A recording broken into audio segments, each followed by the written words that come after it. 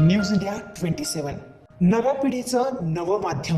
इगतपुरी, त्र्यंबकेश्वर आणि नाशिक तालुक्यातील शेकडो आदिवासी व गरीब कुटुंबांना शिधापत्रिका म्हणजे रेशन कार्ड असूनही गेल्या 3 वर्षांपासून धान्य मिळत नसल्याचा गंभीर आरोप एल्गार कष्टकरी संघटनेने केला आहे.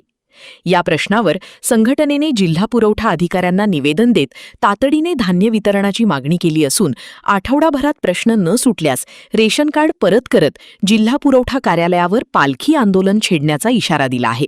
संघटनेने दिलेल्या निवेदनानुसार इगतपुरी, त्र्यंबकेश्वर आणि नाशिक तालुक्यातील अनेक आदिवासी कुटुंबांना तहसील कार्यालयामार्फत रेशन कार्ड वितरित करण्यात आले. मात्र रेशन कार्ड मिळूनही गेल्या 3 वर्षांपासून त्यांना शासकीय धान्याचा लाभ मिळालेला नाही. त्यामुळे रेशन कार्ड केवळ नावालाच असून अनेक कुटुंबे अन्न सुरक्षा योजनेपासून वंचित राहत आहेत. या संदर्भात संबंधित तहसीलदार आणि तालुका पुरवठा अधिकाऱ्यांकडे वारंवार लेखी व तोंडी पाठपुरावा करूनही कोणतीही ठोस कार्यवाही झालेली नसल्याचा आरोप संघटनेने केला आहे. त्यामुळे शेकडो कुटुंबांवर उपासमारीची वेळ आल्याचे संघटनेचे म्हणणे आहे. एल्गार कष्टकरी संघटनेने प्रशासनाला इशारा देत सांगितले की 8 दिवसांच्या आत सर्व पात्र रेशन कार्ड धारकांना धान्य उपलब्ध करून द्यावी. अन्यथा सर्व लाभार्थी आपली रेशन कार्डे रद्द करून ती जिल्हा पुरवठा कार्यालयात जमा करतील आणि पालखी काढत तीव्र आंदोलन करण्यात येईल. आपल्या देशामध्ये केंद्र सरकारने अन्न अधिकाराचा कायदा 14 आणि 15 साली आणला आणि सर्वांना अन्नाचा अधिकार मिळाला. नाशिक तालुक्यातील आजही आदिवासींना गेल्या 3 वर्षापासून रेशन कार्ड दिले किंवा रेशन कार्ड मिळावं, रेशन कार्डमध्ये नाव टाकावं यासाठी हे सर्व कार्यकर्ते रोज इथे चक्र मारतात. त्यांच्या चपला झिजून गेल्या, मात्र अद्यापही त्यांना रेशन कार्ड मिळालं नाही.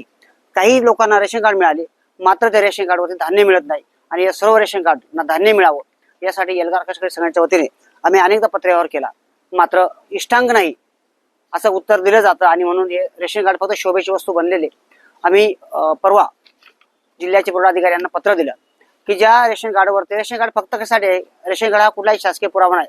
रेशन कार्ड फक्त धान्य मिळण्याचं कुपन आहे आणि ते जर कुपन देऊन आम्हाला 2 वर्ष झाले असतील आणि धान्य मिळत नसेल तर ते रेशन कार्ड काही शोभेची वस्तू बनलेले आहे, ते आम्हाला नको. आम्ही का देवाऱ्यात ठेवायचं का? आणि म्हणून या सर्व रेशन कार्डची, या हजारो रेशन कार्डची वाजत गाजत पालखी बनवून आम्ही सन्मानपूर्वक जिल्ह्याचे पुरवठा अधिकाऱ्यांच्या रेशन कार्ड जमा करणार आहोत आणि त्यांना सांगणार आहोत की बाबा हे तुम्ही याची पूजा करा, कारण शेकडो आदिवासी आजही अन्नापासून वंचित आहेत आणि म्हणून आम्ही संघटनेच्या वतीने आंदोलनाचं पत्र त्यांना दिलेलं आहे. या 2 दिवसामध्ये या सर्व कार्डधारकांना धान्य देऊन त्यांची ऑनलाईन नोंदणी झाली नाही तर पुढच्या सोमवारी जिल्ह्याच्या पुरवठा अधिकाऱ्यावरती आम्ही आंदोलन करणार. या आंदोलनामुळे जिल्हा प्रशासनावर दबाव वाढण्याची शक्यता असून आदिवासी व गरीब कुटुंबांच्या अन्न सुरक्षेचा प्रश्न पुन्हा एकदा ऐरणीवर आला आहे.